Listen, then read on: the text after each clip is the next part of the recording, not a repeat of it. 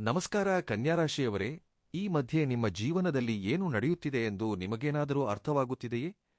ಎಲ್ಲವೂ ಚೆನ್ನಾಗಿದೆ ಎಂದುಕೊಳ್ಳುವಷ್ಟರಲ್ಲೇ ಊಹಿಸದ ರೀತಿಯಲ್ಲಿ ಯಾವುದೋ ಒಂದು ದೊಡ್ಡ ಸಮಸ್ಯೆ ಬಂದು ಬೀಳುತ್ತಿದೆಯೇ?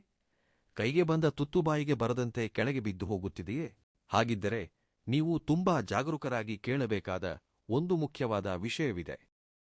ನಿಮ್ಮ ಬೆಳವಣಿಗೆಯನ್ನು ನೋಡಿ ಸಹಿಸದೆ ನಿಮ್ಮ ಮೇಲೆ ನಕಾರಾತ್ಮಕ ಪ್ರಭಾವಗಳನ್ನು ಬೀರುತ್ತಿರುವ ಆ ಇಬ್ಬರು ವ್ಯಕ್ತಿಗಳು ಯಾರೆಂದು ಜ್ಯೋತಿಷ್ಯ ಶಾಸ್ತ್ರದ ಲೆಕ್ಕಾಚಾರಗಳ ಪ್ರಕಾರ ಪ್ರಮುಖವಾಗಿ ತಿಳಿದುಬಂದಿದೆ.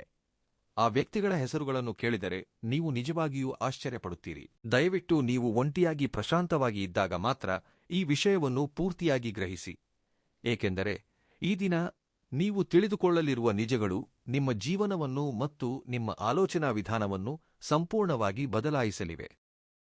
ನಿಮ್ಮ ಜೀವನದಲ್ಲಿ ಏಕೆ ಇಷ್ಟೊಂದು ಕಷ್ಟಗಳು ಬರುತ್ತಿವೆ? ಏಕೆ ನೀವು ನಂಬಿದವರೇ ನಿಮ್ಮನ್ನು ವಂಚಿಸುತ್ತಿದ್ದಾರೆ?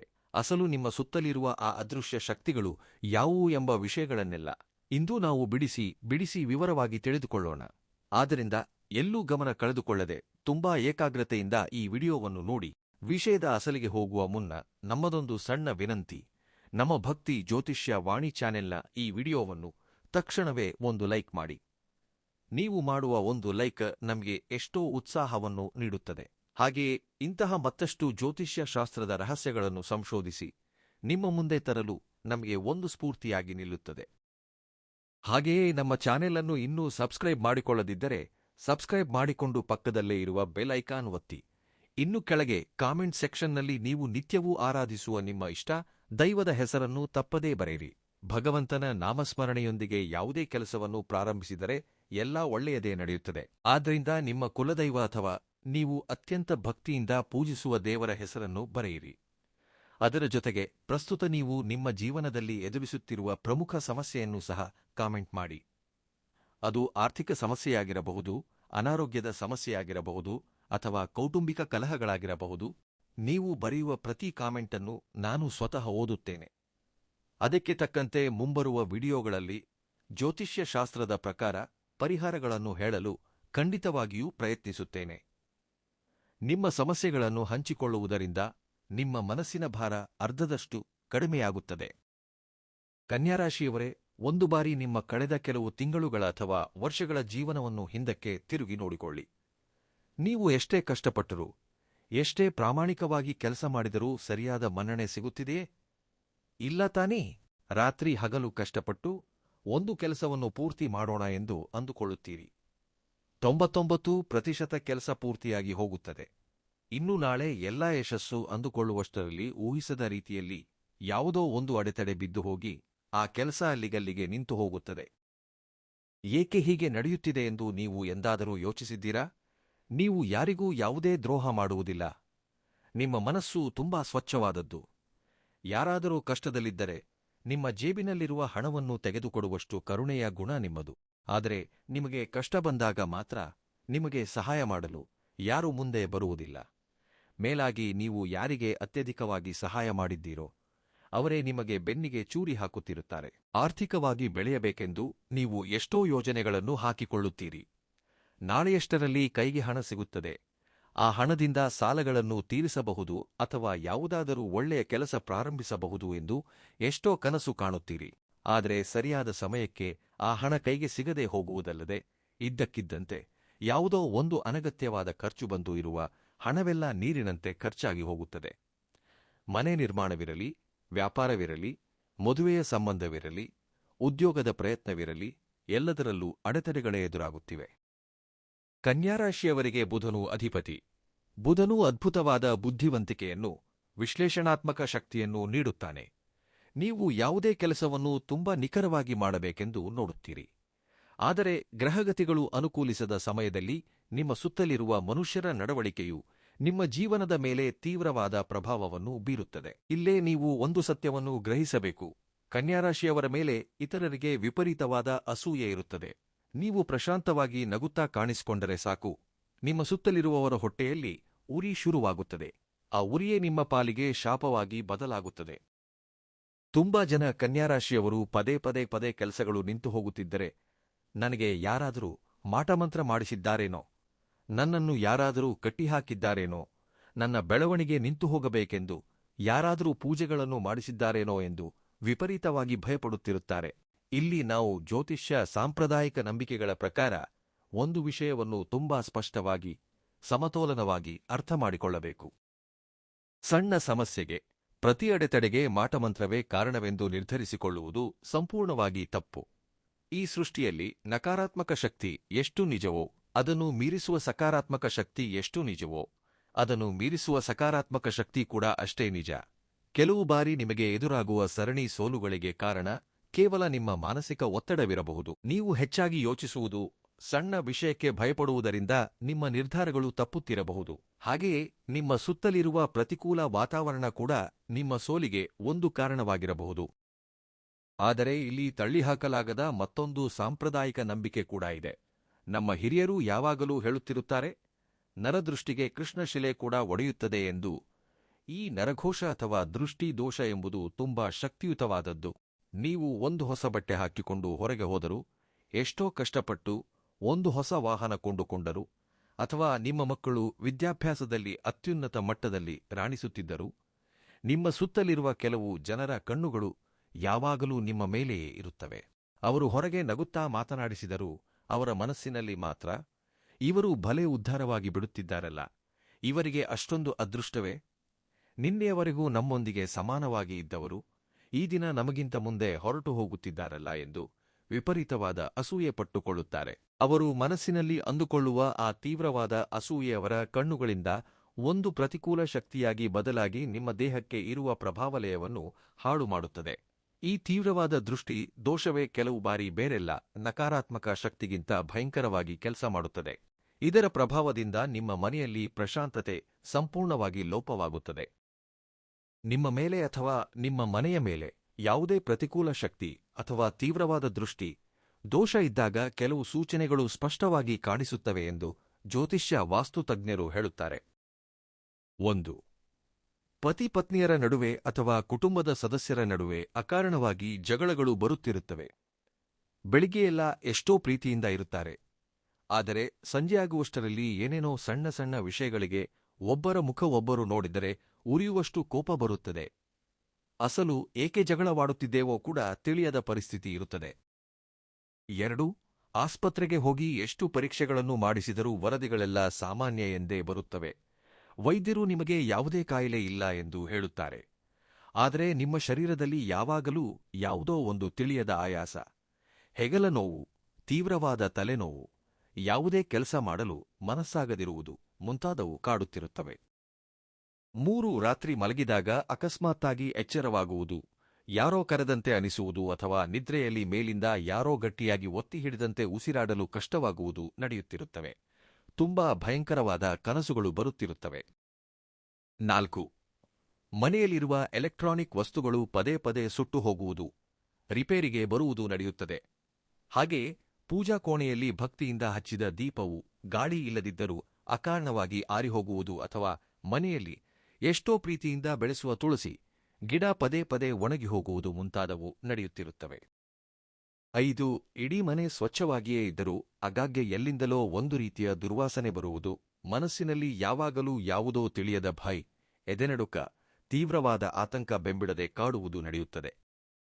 ಇವೆಲ್ಲವೂ ಕೇವಲ ಮೂಢನಂಬಿಕೆಗಳಲ್ಲ, ಸಾವಿರಾರು ವರ್ಷಗಳಿಂದ ನಮ್ಮ ಪೂರ್ವಜರು ಗಮನಿಸಿದ ವಿಷಯಗಳಿವು.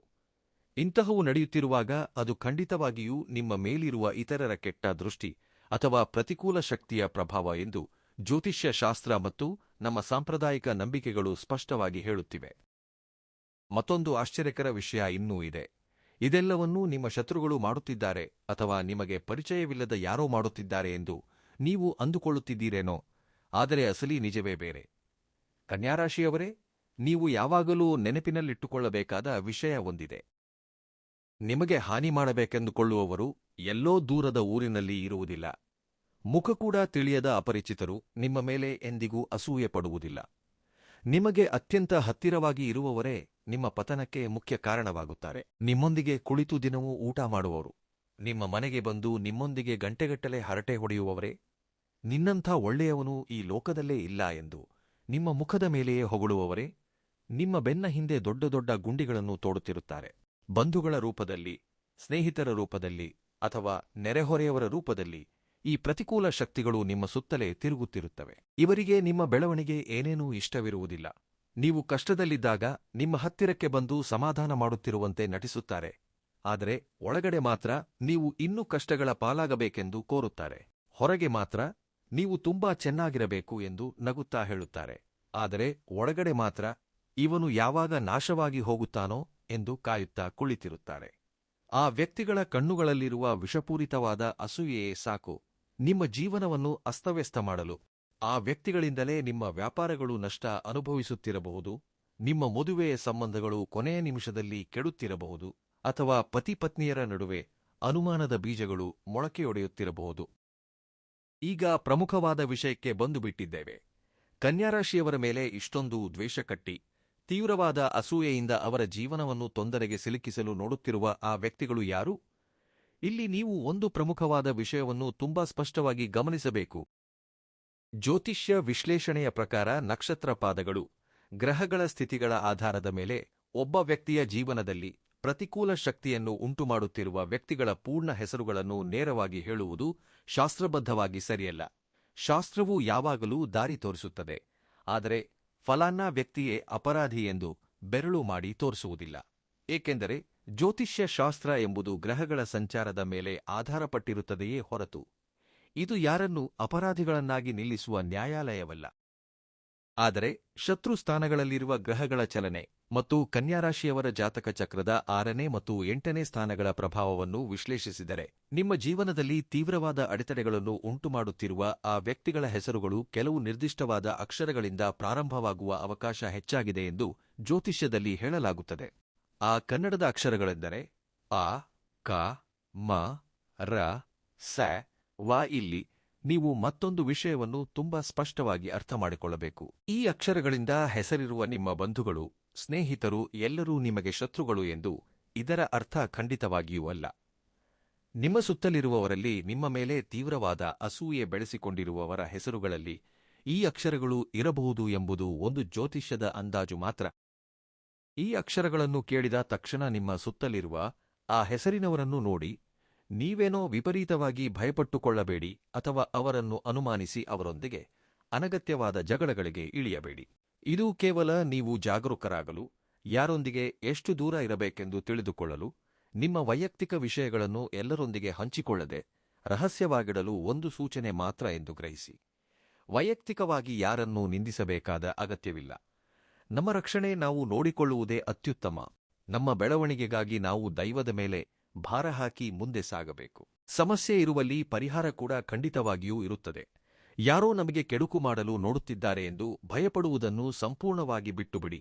ಮೊದಲು ನಿಮ್ಮ ಮಾನಸಿಕ ಶಕ್ತಿಯನ್ನು ಹೆಚ್ಚಿಸಿಕೊಳ್ಳುತ್ತಾ ನಮ್ಮ ಪ್ರಾಚೀನ ಸಂಪ್ರದಾಯದಲ್ಲಿ ಹೇಳಲಾದ ಕೆಲವು ಅತ್ಯಂತ ಸುಲಭವಾದ, ಶಕ್ತಿಯುತವಾದ ಆಧ್ಯಾತ್ಮಿಕ ಪರಿಹಾರಗಳನ್ನು ಪಾಲಿಸಿದರೆ ನಿಮ್ಮ ಕನ್ಯಾರಾಶಿಯವರು ಎದುರಿಸುತ್ತಿರುವ ಈ ಅಡೆತಡೆಗಳೆಲ್ಲ ತಕ್ಷಣವೇ ತೊಲಗಿ ಹೋಗುತ್ತವೆ.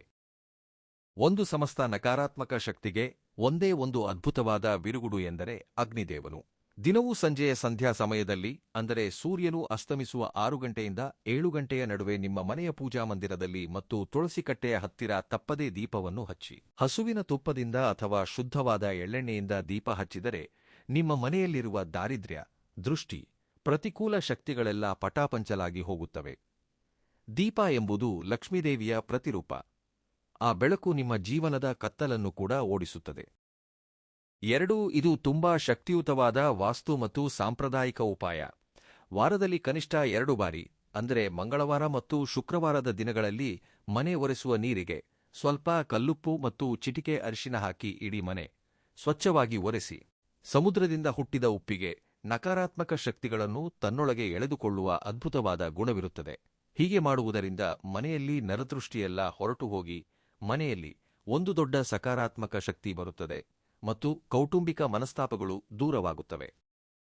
3. ಭಗವಂತನಿಗಿಂತ ಮಿಗಿಲಾದ ರಕ್ಷಣಾ ಕವಚ ಈ ಅನಂತವಾದ ಸೃಷ್ಟಿಯಲ್ಲಿ ಮತ್ತೊಂದಿಲ್ಲ.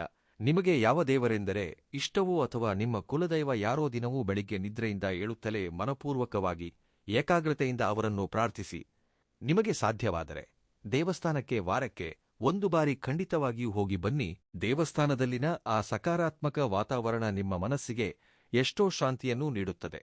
ನನಗೆ ಏನೇ ಕೆಡುಕು ನಡೆದರೂ ನನ್ನ ದೇವರು ನನ್ನನ್ನು ಕಾಪಾಡುತ್ತಾನೆ ಎಂಬ ಬಲವಾದ ವಿಶ್ವಾಸದಿಂದ ಇರಿರಿ. 4 ಕರ್ಮ ಸಿದ್ಧಾಂತದ ಪ್ರಕಾರ ನಾವು ಮಾಡುವ ಒಳ್ಳೆಯ ಕೆಲಸಗಳೇ ನಮಗೆ ಯಾವುದೇ ಆಪತ್ತು ಬರದಂತೆ ರಕ್ಷೆಯಾಗಿ ನಿಲ್ಲುತ್ತವೆ. ನಿಮ್ಮ ಶಕ್ತ್ಯಾನುಸಾರ ಕನಿಷ್ಠ ತಿಂಗಳಿಗೊಮ್ಮೆಯಾದರೂ ಬಡವರಿಗೆ ಅನ್ನದಾನ ಮಾಡಿ, ಅಥವಾ ಹಸಿದಿರುವ ಬೀದಿನಾಯಿಗಳಿಗೆ, ಮೂಕಜೀವಿಗಳಿಗೆ, ಪಕ್ಷಿಗಳಿಗೆ ಒಂದು ಹಿಡಿ ಧಾನ್ಯ, ಸ್ವಲ್ಪ ನೀರು ಇಡಿ. ನಾಲಿಗೆ ಇಲ್ಲದ ಆ ಮೂಕಜೀವಿಗಳ ಹಸುವನ್ನು ನೀಗಿಸಿ ಕೊಡುವ ಆನಂದ ದೇವರ ಆಶೀರ್ವಾದವಾಗಿ ಬದಲಾಗಿ ನಿಮ್ಮ ಬೆಳವಣಿಗೆಯನ್ನು ರಕ್ಷಿಸುತ್ತದೆ. 5 ಮೊದಲಿಗೆ ಭಯವನ್ನು ನಿಮ್ಮ ಮನಸ್ಸಿನಿಂದ ಸಂಪೂರ್ಣವಾಗಿ ತೆಗೆದುಹಾಕಿ. ನನ್ನ ಜಾತಕ ಚೆನ್ನಾಗಿಲ್ಲ, ನನಗೆಲ್ಲ ನಷ್ಟಗಳೇ ಬರುತ್ತಿವೆ ಎಂದು ಪದೇ ಪದೇ ಅಂದುಕೊಳ್ಳುತ್ತಾ ಕುಳಿತುಕೊಳ್ಳಬೇಡಿ. ನೀವು ಎಷ್ಟು ಭಯಪಡುತ್ತೀರೋ ಆ ನಕಾರಾತ್ಮಕ ಶಕ್ತಿಗಳಿಗೆ ನೀವು ಅಷ್ಟೇ ಬಲವನ್ನು ನೀಡುತ್ತಿದ್ದೀರಿ ಎಂದು ಅರ್ಥ. ಆದ್ದರಿಂದ ಧೈರ್ಯದಿಂದ ಇರಿ. ಏನೇ ನಡೆದರೂ ಎದುರಿಸುತ್ತೇನೆ ಎಂಬ ಸಕಾರಾತ್ಮಕ ಆಲೋಚನೆಗಳನ್ನು ಮಾಡಿ. ನಿಮ್ಮ ಕನ್ಯಾರಾಶಿಯವರಿಗೆ ಸಹಜವಾಗಿ ಇರುವ ಬುದ್ಧಿಬಲದಿಂದ, ಕಷ್ಟಪಡುವ ತತ್ವದಿಂದ ಮುಂದೆ ಸಾಗಿ. ಜಯ ಖಂಡಿತವಾಗಿಯೂ ನಿಮ್ಮದೇ ಆಗುತ್ತದೆ. ಕನ್ಯಾರಾಶಿಯವರೇ, ಈ ವಿಷಯಗಳೆಲ್ಲ ನಿಮಗೆ ಸ್ಪಷ್ಟವಾಗಿ ಅರ್ಥವಾಗಿವೆ ಎಂದು ಭಾವಿಸುತ್ತೇನೆ. ದಯವಿಟ್ಟು ಜ್ಯೋತಿಷ್ಯದ ಪ್ರಕಾರ ಹೇಳಿದ ಅಕ್ಷರಗಳನ್ನು ಆಧರಿಸಿ ಯಾರ ಮೇಲೂ ದ್ವೇಷ ಬೆಳೆಸಿಕೊಳ್ಳಬೇಡಿ, ಯಾರನ್ನೂ ಹಗೆತನದಿಂದ ನೋಡಬೇಡಿ. ನಿಮ್ಮ ಕೆಲಸವನ್ನು ನೀವು ಧರ್ಮಬದ್ಧವಾಗಿ ಮಾಡಿಕೊಂಡು ಹೋಗಿ, ಫಲಿತಾಂಶವನ್ನು ದೈವದ ಮೇಲೆ ಭಾರ ಹಾಕಿ. ಎಲ್ಲ ಒಳ್ಳೆಯದೇ ನಡೆಯುತ್ತದೆ. ನಮ್ಮ ಭಕ್ತಿ ಜ್ಯೋತಿಷ್ಯ ವಾಣಿ ಚಾನೆಲ್ನ ಈ ಮಾಹಿತಿ ನಿಮಗೆ ನಿಜವಾಗಿಯೂ ಉಪಯೋಗವಾಗಿದೆ ಎಂದು ಅನಿಸಿದರೆ ದಯವಿಟ್ಟು ತಕ್ಷಣವೇ ಒಂದು ಲೈಕ್ ಮಾಡಿ. ಈ ಮಾಹಿತಿ ನಿಮ್ಮ ಬಂಧುಮಿತ್ರರಿಗೆ ಕೂಡ ಉಪಯೋಗವಾಗುತ್ತದೆ ಅಂದುಕೊಂಡರೆ ಅವರಿಗೆ ಶೇರ್ ಮಾಡಿ. ಇಂತಹ ಮತ್ತಷ್ಟು ಆಸಕ್ತಿದಾಯಕ ಮತ್ತು ನಿಮ್ಮ ಜೀವನವನ್ನು ಬದಲಾಯಿಸುವ ಉಪಯುಕ್ತ ಜ್ಯೋತಿಷ್ಯ ವಿಷಯಗಳಿಗಾಗಿ ನಮ್ಮ ಚಾನೆಲ್ ಅನ್ನು ಸಬ್ಸ್ಕ್ರೈಬ್ ಮಾಡಿಕೊಂಡು. ಕೊನೆಯದಾಗಿ ಮತ್ತೊಮ್ಮೆ ನೆನಪಿಸುತ್ತಿದ್ದೇನೆ, ಕಾಮೆಂಟ್ಸ್ನಲ್ಲಿ ನಿಮ್ಮ ಇಷ್ಟ ದೈವದ ಹೆಸರು ಬರೆಯುವುದರ ಜೊತೆಗೆ ಓಂ ಶ್ರೀ ಮಹಾಲಕ್ಷ್ಮಿಯೇ ನಮಃ ಅಥವಾ ಓಂ ನಮೋ ನಾರಾಯಣಾಯ ಎಂದು ತಪ್ಪದೆ ಕಾಮೆಂಟ್ ಮಾಡಿ. ದೇವರ ನಿರಂತರ ನಾಮಸ್ಮರಣೆಯಿಂದ ನಿಮ್ಮ ಸಮಸ್ಯೆಗಳೆಲ್ಲ ಶೀಘ್ರದಲ್ಲೇ ತೀರಿಹೋಗಿ ನೀವು ಸುಖ ಸಂತೋಷಗಳಿಂದ, ಆಯಸ್ಸುರಾರೋಗ್ಯಗಳಿಂದ, ಅಷ್ಟೈಶ್ವರ್ಯಗಳಿಂದ ಜೀವಿಸಬೇಕೆಂದು ಮನಪೂರ್ವಕವಾಗಿ ಆಶಿಸುತ್ತೇನೆ. ಸರ್ವೇ ಜನಾಃ ಸುಖಿನೋ ಭವಂತು. ಎಲ್ಲರಿಗೂ ನಮಸ್ಕಾರ.